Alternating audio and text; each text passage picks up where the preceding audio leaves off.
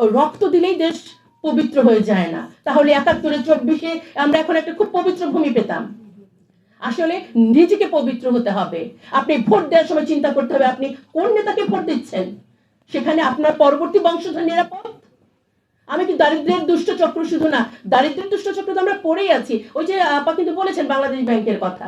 সুতরাং আমরা যদি আমাদের নিজেদেরকে ভালোবাসি, পরিবারকে ভালোবাসি, সন্তানের জন্য একটি সুন্দর ইনসাফের বাংলাদেশ রেখে যেতে চাই, প্রিয় সাংবাদিক বৃন্দ এবং এর মাধ্যমে যারা শুনছেন সবার প্রতি বিনীত অনুরোধ, এবার অন্তত পক্ষে যোগ্য নেতৃত্বের পক্ষে আপনি ইতিবাচক ভূমিকা রাখুন।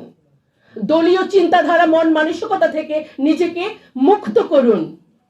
অরক্ষিত স্বাধীনতার মতো নয়, আমরা প্রকৃত স্বাধীন হতে চাই। প্রত্যেকটা মানুষ বাংলাদেশের এক একজন যোদ্ধা। আমরা হয়তো অনেকের নাম ধরে কথা বলি, আপনাদের নাম ধরে বলা হয় না। নিজেকে ভাবুন সেই একজন যোদ্ধা। ইনসাফের বাংলাদেশ গড়ার জন্য আপনার একার ভূমিকায় অনেক বিশাল হতে পারে। চলুন আমরা প্রত্যেকে একতাবদ্ধ হয়ে একটি মানে সুষ্ঠু নির্বাচন যেন হয় এবং আমরা যেন যোগ্য নেতৃত্ব নির্বাচন করতে পারি।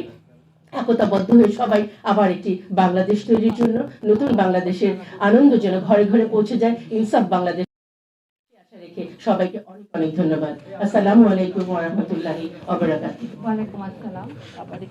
ওয়ালাইকুম আসসালাম।